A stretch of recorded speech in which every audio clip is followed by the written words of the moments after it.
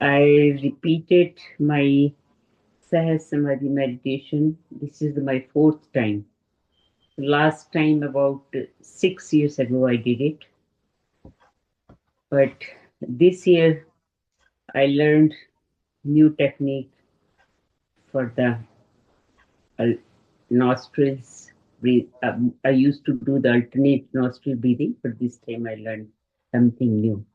And meditation went very, very deep this time. And overall, I whole of the 3 days course, I really, really enjoyed it. Thanks to Maheshji with the lovely stories, because every time you learned something new. Because I was keep on saying, this is my fourth time, but I noticed this time I noticed as I am doing the first time.